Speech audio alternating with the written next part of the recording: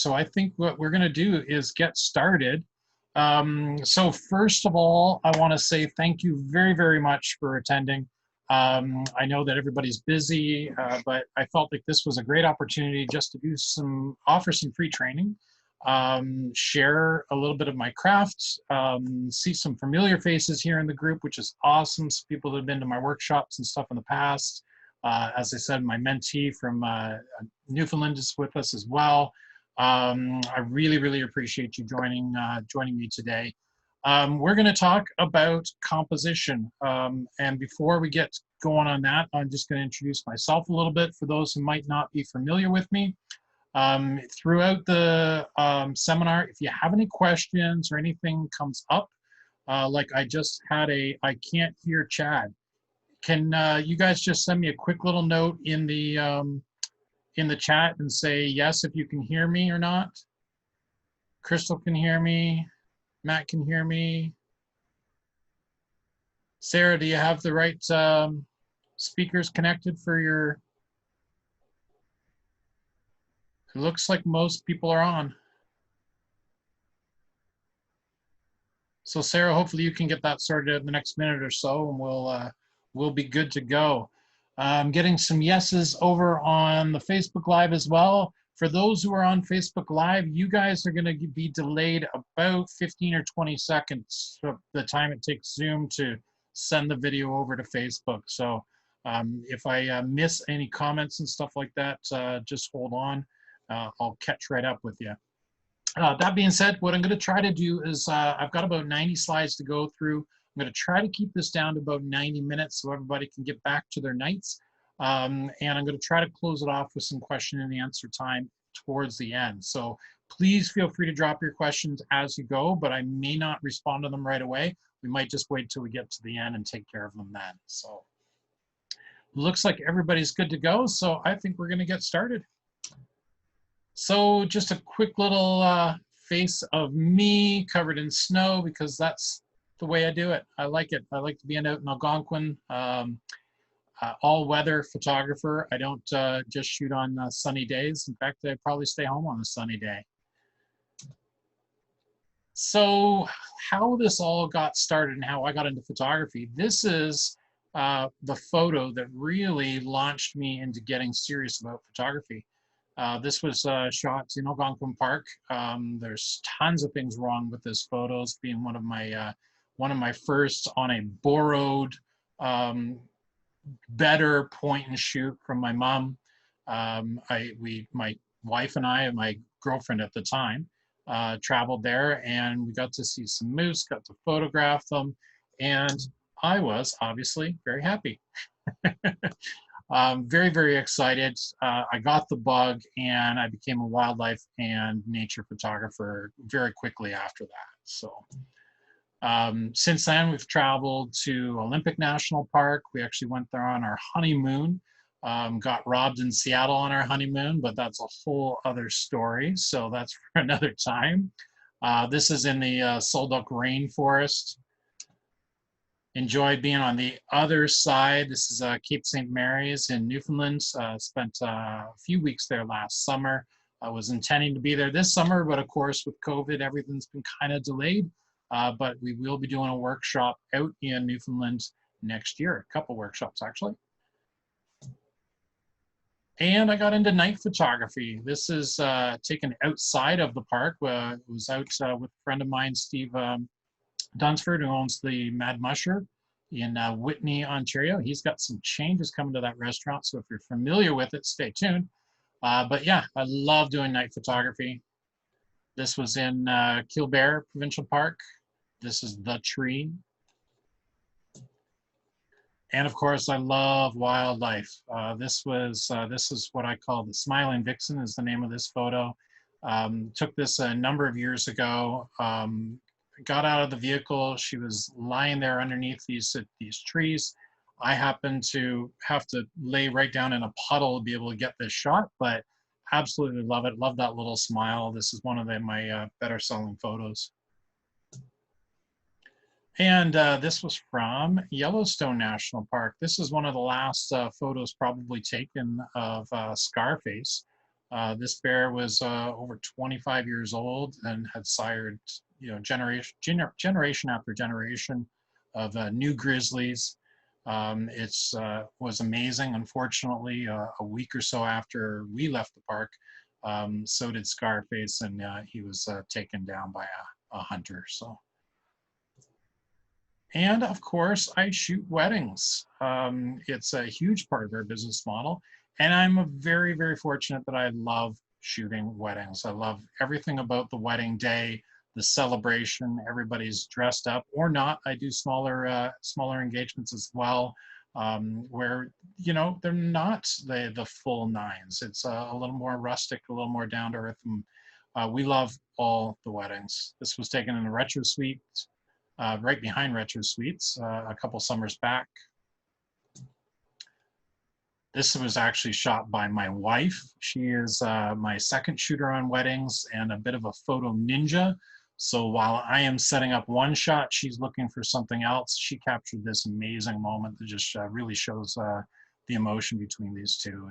I just love it, so I'm showing it off.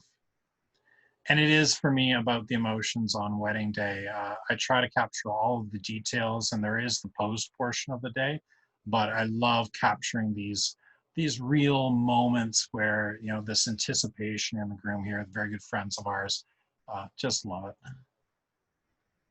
Another one, emotion. Emotion trumps everything. This was at a camp, a kids camp actually up north. It was in September. The camp was closed and they had the entire resort to themselves. We did archery and everything else that day. And I love portraiture. I've been very fortunate to have a mentor, Dave Brocha, and the Offbeat group, where I've done many workshops with them to improve my portraiture. This was done outside of a workshop in Grand Prairie. This gentleman is a farrier and does hot shoeing. So they basically take the shoe, put it into a little kiln, and it is adhered to the bottom of the horse's foot instead of by nails, by actually fusing it on with the heat. So we did a little light setup in that to take care of that. Again, portraiture. This was actually done in my small little living room, and the background was added in post. This is a friend of ours, Adam. He's from Whitney, Ontario. Actually, we ran into him when we were in St. John's, Newfoundland last year. He happened to be playing a gig in one of the bars. Fantastic musician, folk artist, has written about four albums, I think, now. And this is Melina.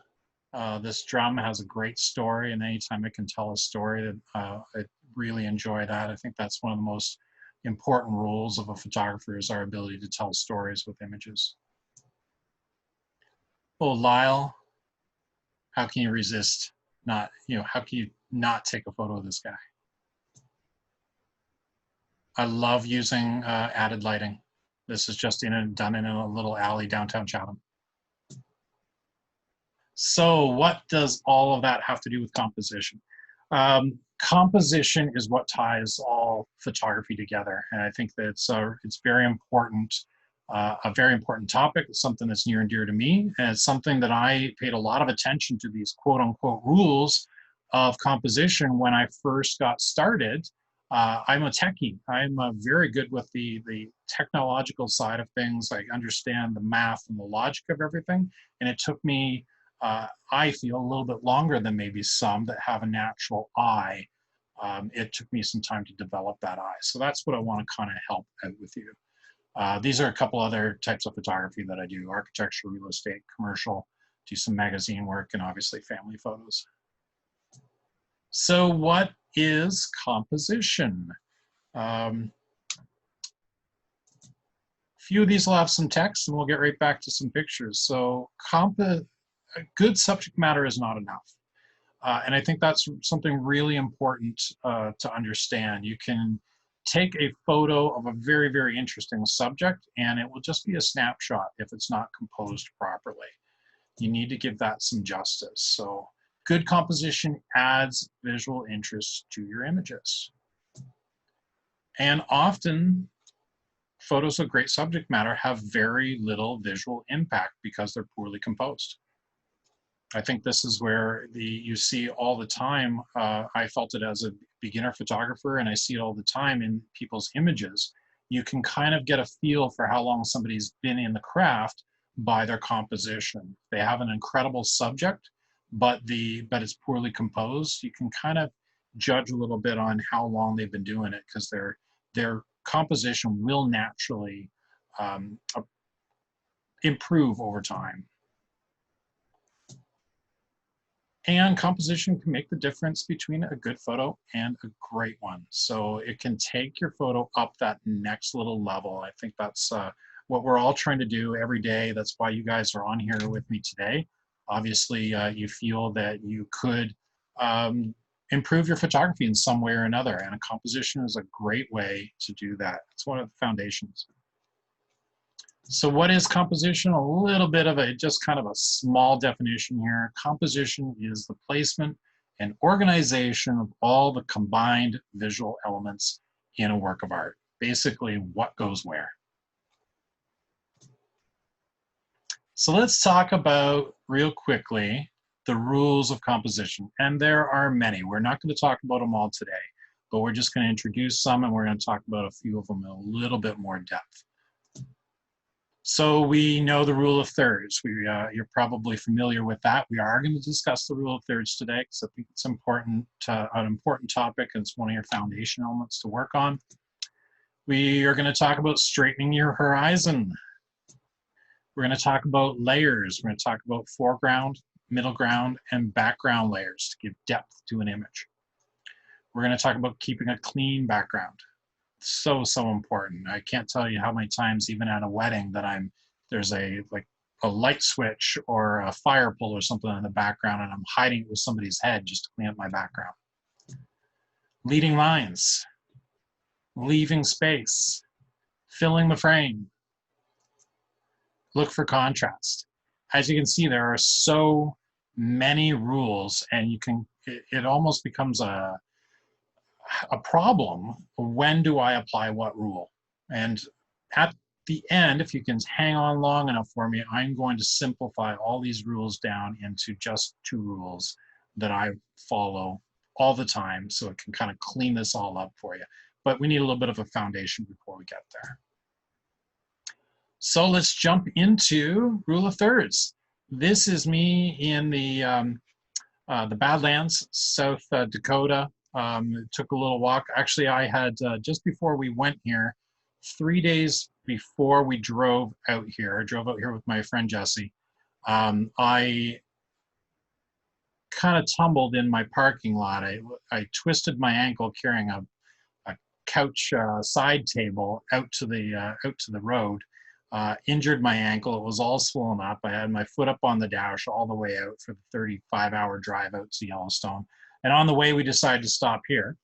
And this was probably, there's an illusion here because of the wide angle lens, but I only had to walk, maybe 20 feet in between shots. But I had to stumble my way up onto this little rock crevasse each time, take the shot, go stumble back, check the back of the camera, see if I got what I needed. So it was a little bit of an adventure, but I think this really depicts the rule of thirds well, and a few things that I want to point out. The rule of thirds, it's actually just a generalized version or a simplified version of what we call the golden spiral or the golden ratio. But you can probably, most of your cameras, if not all, turn on some sort of a grid like this on your screen, or maybe even in your viewfinder. And I have that turned on all the time. There are a ton of uses for it. It helps me keep things vertical. It helps me keep things horizontal. I don't even really consciously see it anymore. But it helps me reference things as I go. So the idea between the rule of thirds is that typically when we start off photography, we put everything right dead smack in the center.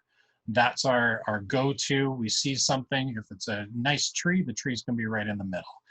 If we see a puppy, the puppy's gonna be right in the middle. If we see a hawk, the hawk's gonna be in the middle. And there's gonna be all of this wasted space all around it. What the rule of thirds is really doing is encouraging us to use any 9 of these squares, and oftentimes we use those intersecting points as a reference point to put our subject or our point of interest. So you can see in this one, I'm right on the cross section here. Another thing that it will help you with is those horizon lines. We're going to talk about the straighten horizon lines in a couple moments, but more often than not, we don't want to have that horizon line dead in the center. When we're composing a photo, we want to think about what is interesting. In this particular photo, the sky was okay, but it didn't have significant interest. The interest was really all of this texture, the bones of the earth here, the rock. That was just incredible. The timing of the day and stuff helped the lighting to create some of this drama, but the sky wasn't that important. So rather than having that horizon right straight down the middle, I moved the horizon line up to that other third line. So I included more of the foreground, more of the earth, and left the sky into the shot. Okay. So some more examples. Here's a couple of eagles in Yellowstone National Park, Lamar Valley. They're right here on the intersection. This is one of those instances where I probably took 40 or 50 shots and finally found one shot where they both happen to be looking the same direction. This was shot for Kruger. It was up in a wind tower. I had an opportunity last summer to do some work for them. You will see a crooked horizon in this shot, but that's because of the actual shape of the earth and the angle it was shot at. But you can see that I brought him over to this third, so I have a little bit more space. This was a commercial project. If they wanted to, they've got all kinds of extra space over on the side if they needed to add any sort of copy, any text. And this photo I like to include in a lot of my presentations because it does depict a rule of thirds, which I think is important here, but it also, there's another message behind this. I shot this on a Canon T4i, a digital Rebel, my second camera. You're talking about a $600 camera with a lens that I rented for the weekend. It was a 10 to 22 lens. Nothing incredible here, not great equipment by any means, but this was published in Canadian Geographic. It was in one of their calendars that represented Ontario for one of their Canadian landscapes calendars. So you don't have to have fantastic equipment to create some great shots. The composition is so much more important.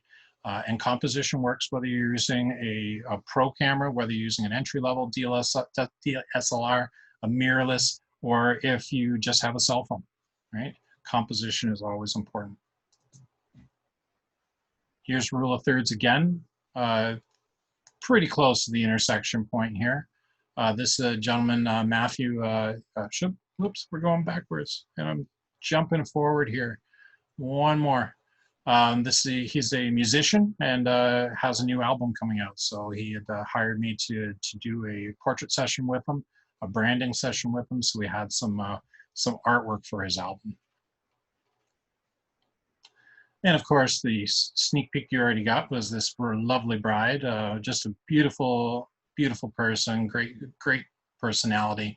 And I try to capture that whenever I take those photos. She's framed up really nice. We're going to talk about that a little bit afterwards as well, but I've got her generally on the rule of thirds here. You're going to find, as you understand all of those rules of composition, that oftentimes you're going to be applying 2, 3, 4, or even more at one time. Straighten your horizon. So I deliberately made this a little bit crooked here. I go a little bit crazy about horizon lines. Any of my students will attest to that. If you're with me out and we are shooting live and I see that you've got a crooked horizon, we're going to retake that photo, we're going to fix it. It's right there in the title, horizon, horizontal. Most beginners don't pay attention to this, or they may deliberately make all of their photos crooked because they feel that that is artistic or something. Generally, we see the world in right angles, so a level horizon is more comfortable for the viewer. And that doesn't mean that you can never break that rule. Rules are meant to be broken. So occasionally you may intentionally tilt the horizon to add a little bit of tension in a photo. It's difficult to do well. My general rule is if you're going to make it crooked, make it crooked. If it's out by 2 or 3 degrees, you need to fix it in post. If you're going to make it out by 45 degrees, then it must be done for visual interest. So here's an example. This was taken in the Straits de Juan de Fuca. I can't even say the name right now. Basically between Washington and Vancouver. This is Vancouver over here. I took this photograph straight, and I actually had to make it crooked in post-production just for this reference. But you can see that this boat eventually is going to fall off the end of the earth, and I don't know what's going to happen to it. You can see just that little straightening makes a huge difference and makes the image much more impactful, makes the image a lot more comfortable. And if I want to get everybody a little seasick, we'll just do a quick little teeter-totter.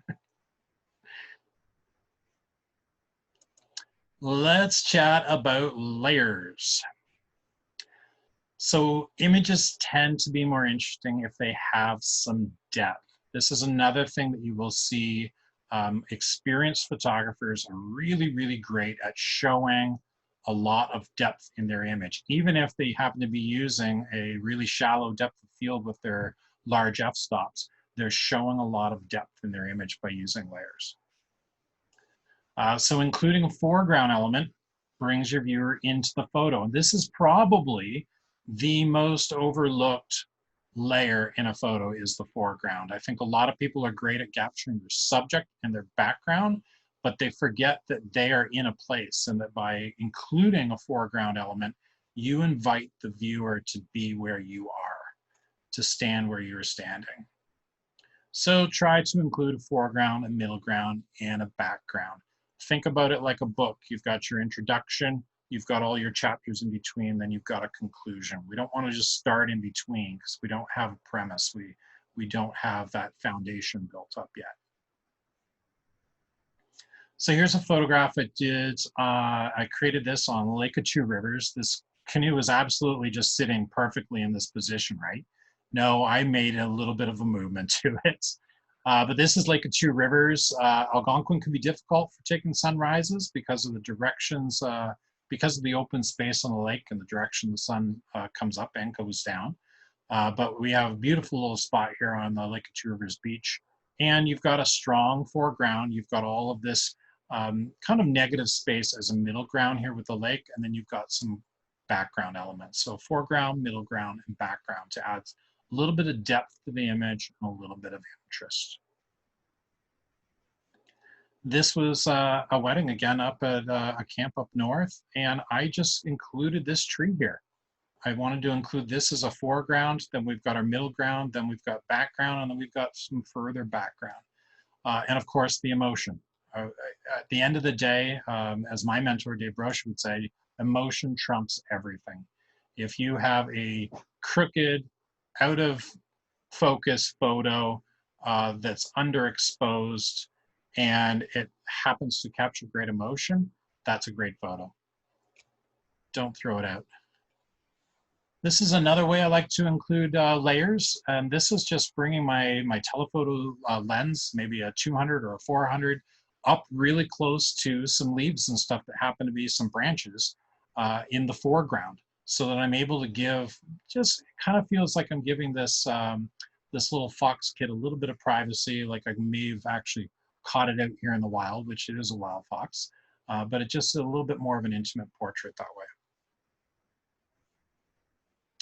This is Adam here again, and this time I decided that we were going to include the fire as an element, and this is a pretty strong background element. We got foreground, we kind of got some middle ground here, but we certainly have foreground and background here. This is actually taken at a cabin which he built by hand, completely off-grid, just a fantastically amazing guy. doing his thing. And lots of layers here. This was actually multiple photographs taken. We had to do one exposure for the, it was my friend Steve and I taking this. He did a horizontal version and I went with vertical that night. We did exposures for the night sky. Then we lit the foreground and painted the tree with our headlamp. And then we lit a fire, and we probably took about 400 or 500 photos of that fire so that I could find the right shutter speed that would show the fire the way I wanted with some of those sparks and stuff. So this was a little bit of work, but you've got a foreground, middle ground, and obviously a background with those stars. And this was just at a wedding. They had some, she was downstairs getting her makeup and everything done.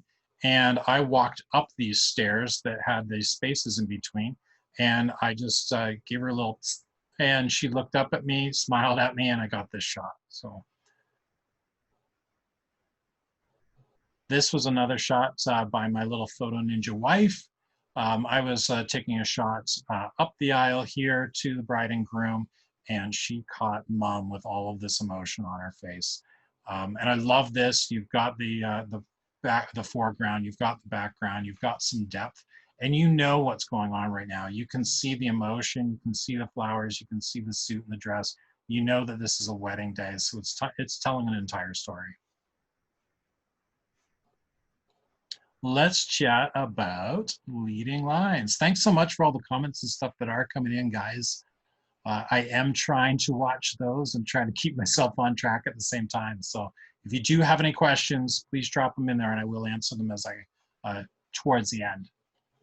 Let's chat about leading lines. And I'm just going to take a quick sip of water before I go completely dry here.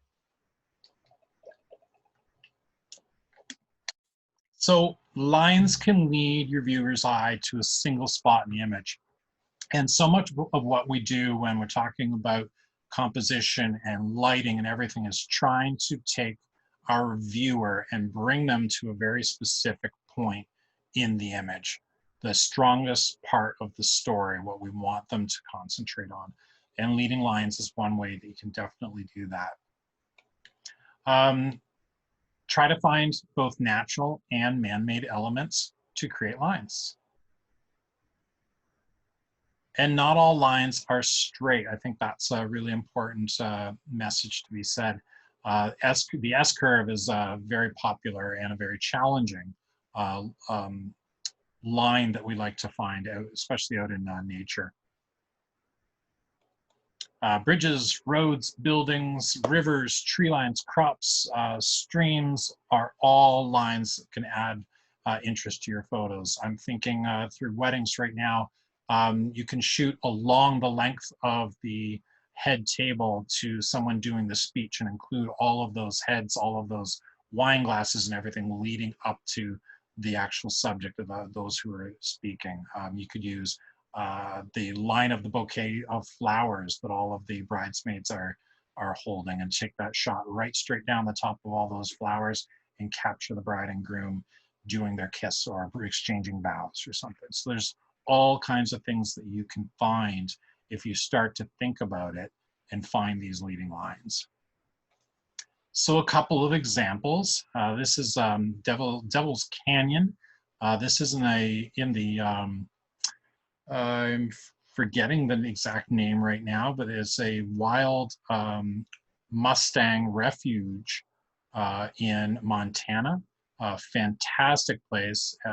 This place earned its name for us that night, Devil's Canyon. We were on the edge of this, looking straight down. It kind of reminded me of Indiana Jones in that scene where Temple of Doom, where all the crocodiles are down there just waiting to eat you. But we had these amazing clouds and everything come in. It was extremely, extremely windy. Don't put yourself at risk for photos, guys. Think things through, shoot with a partner, and don't get too close to the edge for this kind of thing. But we've got this great little leading line, obviously, with the river and the canyon, taking you all the way back to the background here. This is in Algonquin Park again, and this S-curve just takes you all the way back all the way back to those trees at the very back. So. And here's a line. This was a railroad. This particular line is not under operation at this time, so it was safe for us to be out there. But set up the bride and groom here, got down pretty low, and used those leading lines to take you to the bride and the groom. Well, this was an awesome shot. I got so excited when we had the opportunity to shoot here in Ottawa. Just incredible. The leading lines, I mean, you've got this spiral going all the way down, taking you down to the bride and groom. You've got this chandelier going straight down towards them. This is a situation where if you want to do something like this, you need to know off-camera lighting. I set everything up at the bottom. My wife was at the bottom. Chanel able to control the light, move it around if I needed to. And then I ran up 5 flights of stairs and shot down, and I was able to trigger that flash from 5 flights up. So wouldn't be possible if you didn't have that kind of equipment. So sometimes equipment does help. And another one from the Badlands in South Dakota. So this is I've been bad in the past when I shoot nature photography. And I think it comes a little bit from competitions where if there's a nature category, the hand of man is not allowed. So I was always avoiding man-made structures like this road. But this road is a fantastic leading line to take you in and take you on this drive that you can go on in this national park. Monique, you're right. It was the National Arts Center. Thank you. Checking your edges. This is something that a friend of mine, well, Jesse Villamere, would call border patrol. And it's so easy for us to concentrate on the middle of the image or on whatever our subject is, even if we're using rule of thirds and stuff, that we don't necessarily slow down, look at the background and look at the edges, the frames of your image. And so often things can kind of protrude. You get somebody's, I don't know, I've photographed so many times where somebody's ear just happens to be coming into the shot, or a shoulder, or a branch is in the image that I need to go and take care of and post afterwards. So if we can get it done in camera, that's great. Any stray objects, our eyes are drawn to high contrast. So if we see an area that's darker than the rest of the image or brighter than the rest of the image, our eyes are going to be drawn towards that. So even though I love a lot of bokeh in my images, it's nice to have those little balls of light in the background. I'm very careful when I am doing my editing to see where those end up. And if they're too close to the edge, where they may take my viewer out of the frame, then they got to go. So I basically start in the upper left-hand corner and I go clockwise all the way around. I check all the edges and all the corners and I see if there's anything that needs to be adjusted. I try to do this in camera, in the field. If I'm doing landscape photography, I got tons of time for this. If I'm doing documentary wedding photography, there's almost no time for this. Oftentimes you just, it's in the moment. You got to get the shots. But if it's in your mind already and you're good at this, you're making so many decisions. You're making 20, 30, 40 decisions every time you press that shutter, and it becomes something you do unconsciously. Some photographers will deliberately shoot what we call loose. Basically, they shoot a little wider, knowing that they're going to crop afterwards. There's definitely advantages to that. I can think of one off the top of my head. If you know that you're doing portrait shoots and the individual may want a 8x10 afterwards. Well, our cameras don't shoot in an 8x10 format. They're more of a 2:3 ratio instead of a 4:5 ratio. So shooting a little bit loose allows us to crop afterwards and be able to have multiple ratios of a photo cropped out of that.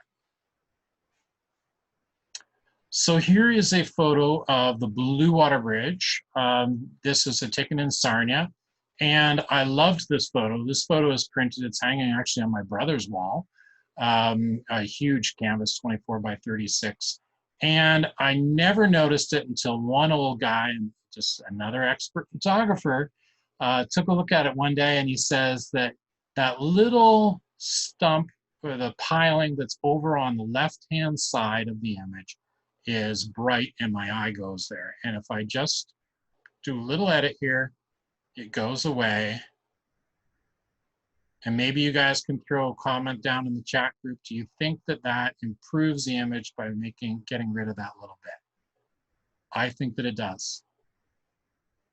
There, it's there, it's okay, but that little tiny bit of extra work, I think, makes that a much stronger photo. And looking through this now, if I start on the upper corner and work my way through, there's probably some snow and ice on the lower portion that I can do some work on as well to make some improvements there. Here is a Stellar's jay. This is out in Olympic National Park, Washington. And if I go through again from that top left-hand corner and work my way around clockwise, I start to see little bits, little buds, little branches, even the lower portion where the branch kind of branches out and there's a little bud above it, that kind of has just enough visual interest for me that if I'm looking around the image, I might look at it. So I can get rid of it. I swing that back and forth a couple times. Just that tiny little bit of cleanup, which is something that would probably be impossible to do if I was doing it live in nature, in the field, with this bird that's only going to give me a moment. But I try my best to do it, and afterwards I may have to go into Photoshop or Lightroom and do a little bit of cleanup. And there's nothing wrong with that. If it makes a stronger image, I'm okay with it. All right, give your subject room. So sometimes they need a little bit of movement, a little bit of space in the image. This crane, sandhill crane, this was in Yellowstone again. We actually have these in southwestern Ontario, right here in Chatham, Kent, actually. I haven't photographed one in my own backyard. I really should get out there. They're beautiful birds.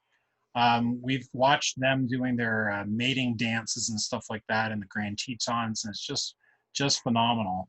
But you can see that this bird is facing towards the left, and I gave the bird some space to be able to move through the scene. Happens to also have a little S-curve in here with the shape of the body. That might be pushing it, but I've gave it some space to move.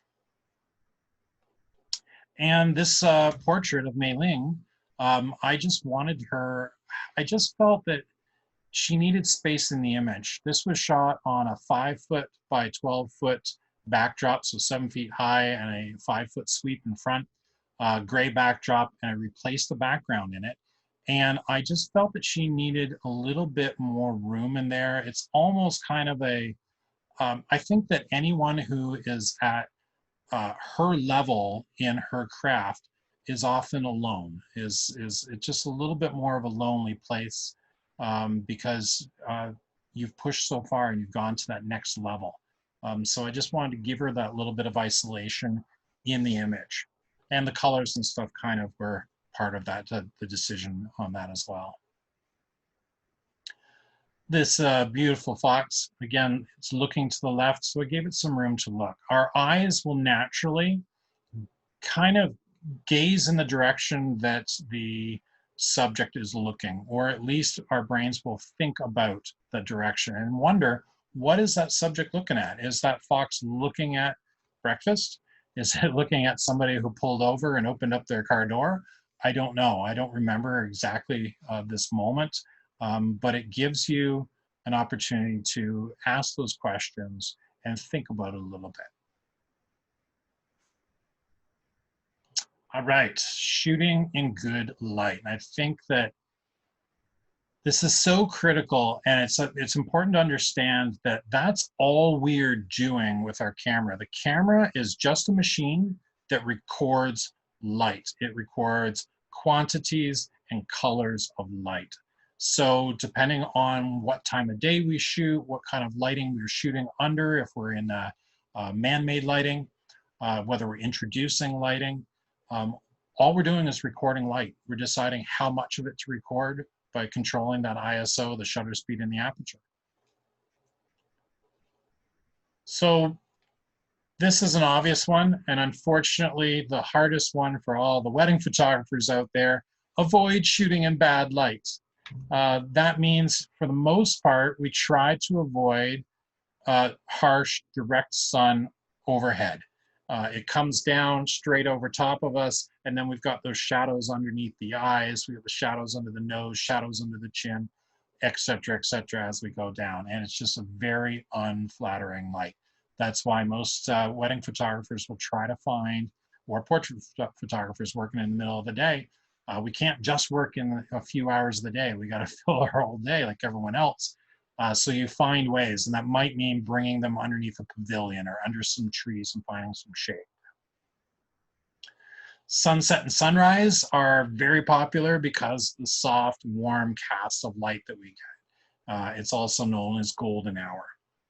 And unfortunately, at least where we are, golden hour lasts about 10 to 15 minutes. So it's kind of the golden quarter hour. But that being said, if you went up north, if you went to Iceland at the right times of year, your golden hour could last 5 or 6 hours.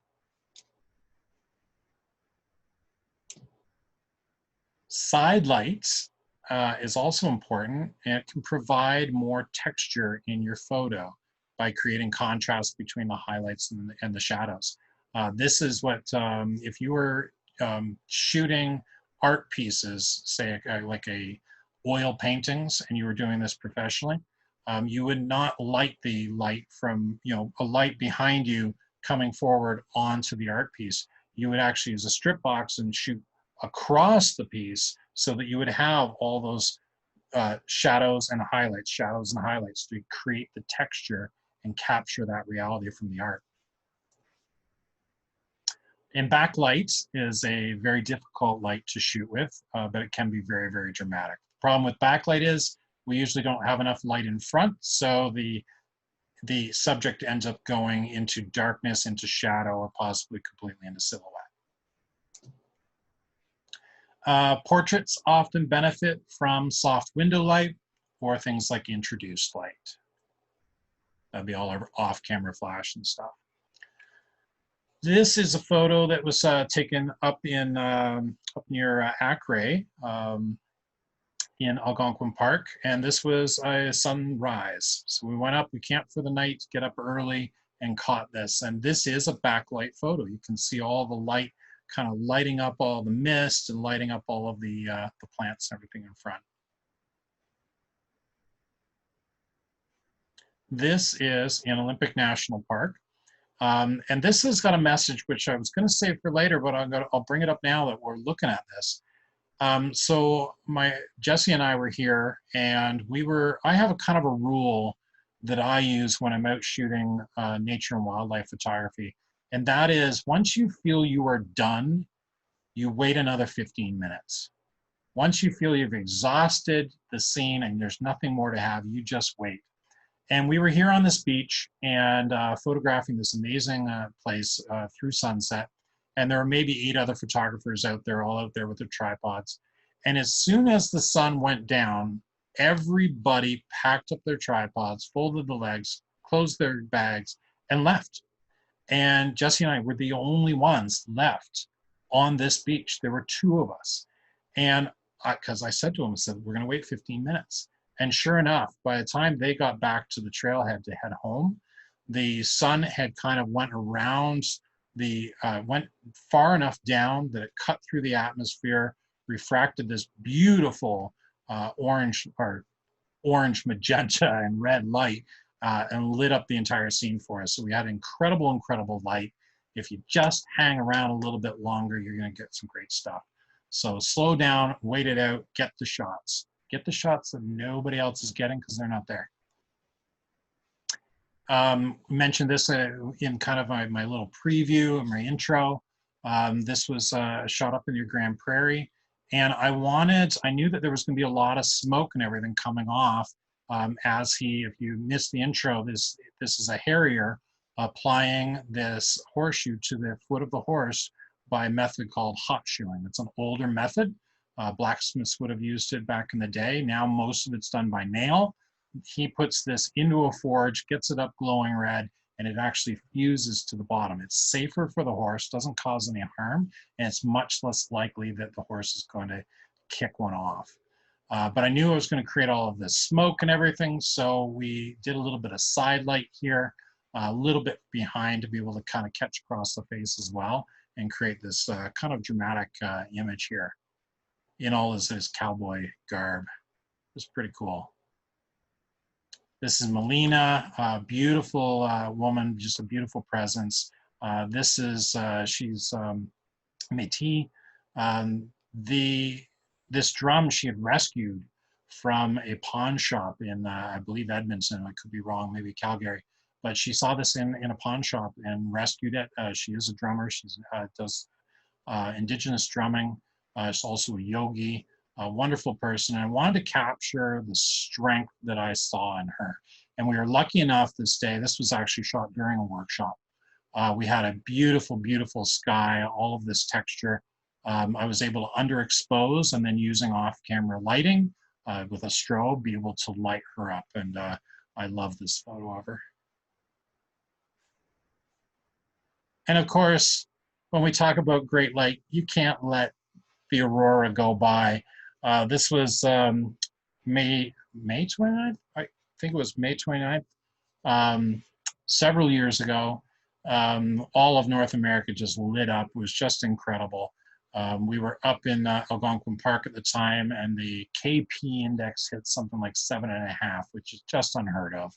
I was able, instead of just getting that little band along the horizon, I was able to look all the way up 100% straight up and down, and then tilt back and still see the aurora that day. It was just amazing. So I cruised up Hope-Yongo Road here, found this iconic location. If you're familiar with the park, you know this spot, and I wanted to be able to capture that with the aurora. So all of the foreground lighting was just from a cabin across the road, which all the staff use, had a light on in front of it. So I was able to, with the longer exposure, light up everything using that. And this is one of those harsh light situations where I got away with it. This is done almost entirely in camera. This little this Flagstaff iris was down in a ditch. There were some branches over top that were kind of creating a lot of shadow, and just one little sliver of light came through from the sun and cut across this. So I was able to expose for the iris and knock the entire background into black. All right, so let's fill the frame. Gonna take another little sip of my water here. Looks like everybody's still in. Sometimes you may want to fill all or most of your frame with your subject. It can be very powerful. You know, it's kind of in your face. You know exactly what the subject is. There's really no questions. And it eliminates distractions from the backgrounds and the surrounding. It's used a lot for macro photography and a lot for portraits. And when I say portraits, I also include portraits of wildlife. This was actually at Parc Omega in Montebello, Quebec. It is a wildlife park. It is it's a drive-through park, but with very large enclosures. They take really good care of the animals, and they've got a pack of these gray wolves there. And this was the alpha female, and she just looked at me, and they're sentient beings. I just felt she was looking right into my soul, and I was able to capture this portrait of her with a nice clean background with some snow. Again, filling the frame. While I was taking a wider shot here, getting the dress and the suit and everything else here, my wife zoomed right in with a macro lens, got this nice tight shot, and I just think it's fantastic. The love between these two just kind of resonates with me. And talk about filling the frame. This was a bison, If you look in the eyeball, you can actually see the wheel of our vehicle. We were very, very close. This was, I believe this one's actually in a Park Omega as well. And I included, that eye is kind of on the rule of thirds there, but I included the tusk up at the top as well, or the horn, because I wanted you be able to tell what kind of animal that was. So sometimes you have to include a little bit more just to close up the story. And of course, if you're shooting the full moon, you may as well fill the frame. There's really not much around to be able to see. Full moon photography is very challenging for a lot of people. It's the opposite of what you think. Most people think they need to make the image brighter. You need to make the image a lot darker. You need to underexpose by often as much as 5 stops to be able to get that texture and everything to come out. So I kept a nice tight frame on that. I've sold a few prints of this one. Okay, we're doing really well for time, actually. So we're gonna kind of start into our wrap up here. I'm gonna just go through some composition ideas here. So keep it simple, right? When we overcomplicate the photo, we overcomplicate the story, and it's harder to understand what the story is. So keep your image as simple as you're able to. Include those leading lines whenever possible. If you can guide the eye towards the subject through the story, that's going to give you it's going to create a stronger image. Look for good lighting. If you can't find it, bring it with you. Absolutely learn off-camera flash. It is a game changer, absolute game changer. Include the foreground. Again, that's the one thing that's missing so often. If you picture even think back to my little Horizon demo with the boat, the ship out on the water. If I was able to include maybe the railing of the boat that I was on, then that invites you to be on that boat with me. You know where I am. It's not just a ship photo. It could be a ship-to-ship photo. It could be, include something in the foreground to let your viewer know where they are standing. Look for interesting weather. Again, that shot of Molina with the amazing sky, any sort of mornings. Mornings will give you usually a calmer photo, still waters. Your evenings are usually when things get a little bit more pepped up, give a little bit more energy, because all energy comes from the sun. Look for contrast. Look for dark on light and light on dark. Not only looking for contrast to be able to make your image pop, but looking for those areas of contrast that you need to exclude from your image that would distract. And don't be afraid to zoom in. Getting in tight to your subject, filling the frame is a great, easy way to keep it simple. You can control the lighting a little bit easier. You can simplify the background. Don't be afraid to zoom in. And oftentimes zooming in for me, if I'm shooting with 35, means that I'm getting 2 or 3 feet away from my bride or my groom or my guitarist or CEO of a company or whatever I happen to be shooting, right? Zoom with your feet. Exclude those distracting elements.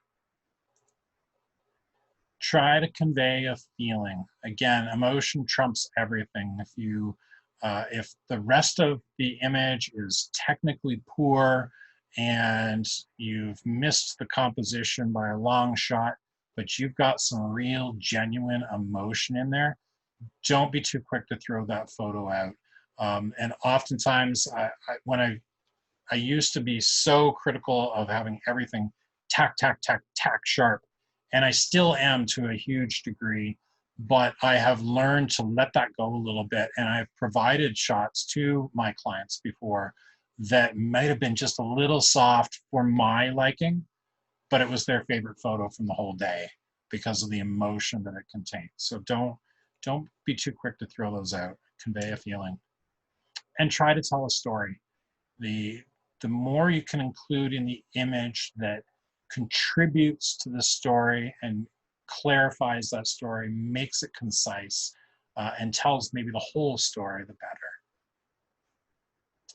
So we're just about wrapping up. We're going to move into, I'm going to kind of wrap them, kind of solidify them right now. I promised you, if you're at the beginning, that I was going to take those like 15 rules and break them down to 2, and 2 plus a couple extra bonus ones, I guess.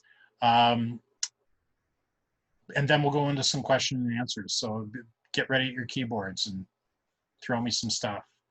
So rules of composition simplified. Here are my 2 rules. Include what's important and exclude everything else. Those are my 2 biggest rules. If I screw up rule of thirds, if I have a crooked horizon, if I've got little things around the edges that are distracting me, include what's important, exclude everything else. That tells me to get rid of those extra pieces. That tells me where to put the subject in the scene. 2 rules. Stick by those and you cannot go wrong.